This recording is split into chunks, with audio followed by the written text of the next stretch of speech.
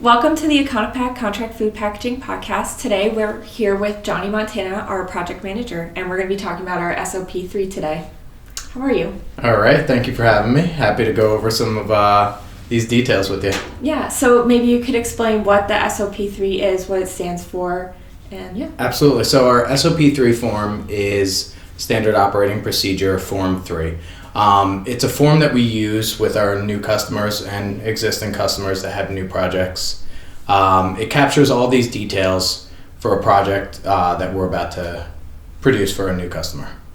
Awesome. And how does that tie into quality and all the processes around that? Great. So the SOP3 is very heavily quality related. So quality works with all the departments here to come up with this form.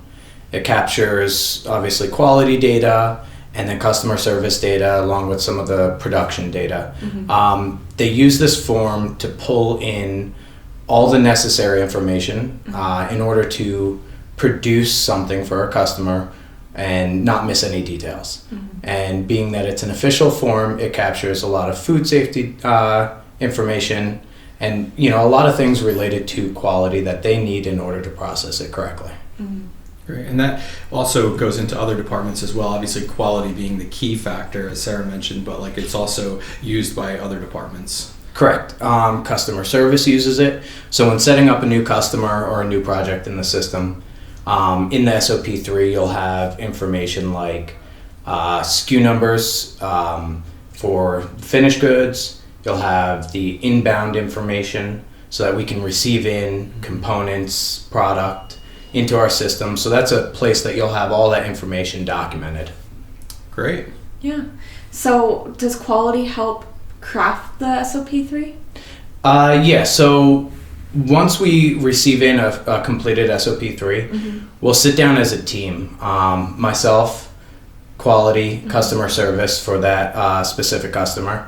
We'll review it as a team and see if there's any questions, anything missing, any call outs, whether it's something that needs to be corrected or we just have a question about it. We go over it as a team to make sure that we're all on the same page. We're reviewing it together. We're not just shuffling it around departments.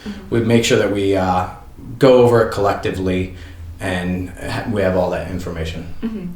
And from a client's perspective, why is it important for them to fill it out with attention to detail? Great question. So we're in the food packaging world, so obviously food safety is very important, and nobody's going to know the details of their product like the customer.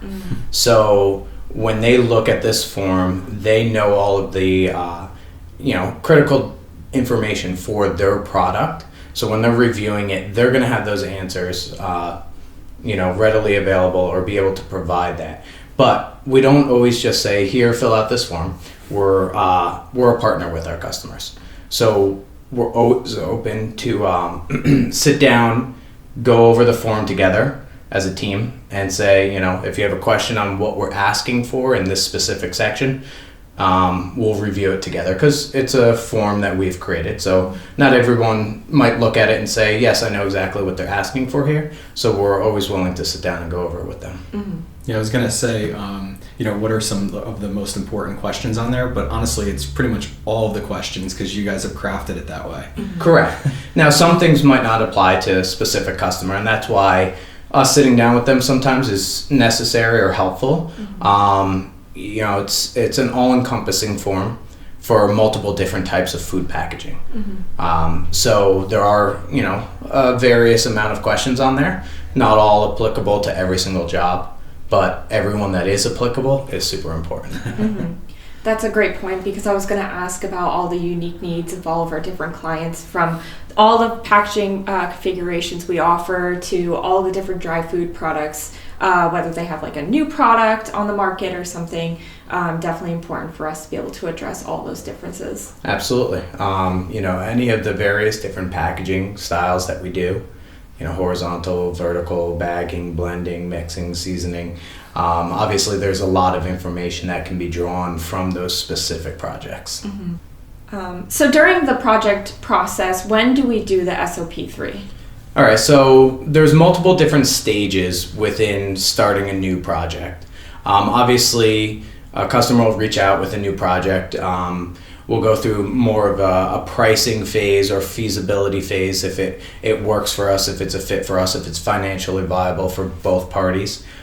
Shortly after that, somewhere before we might get into a trial or a fitment test or a first production startup, the SOP3 form needs to be completed, essentially before we start producing anything. This way we know that we're producing with accuracy according to the customer. And you have an SOP for everything that we do, correct? Everything we do has an SOP3.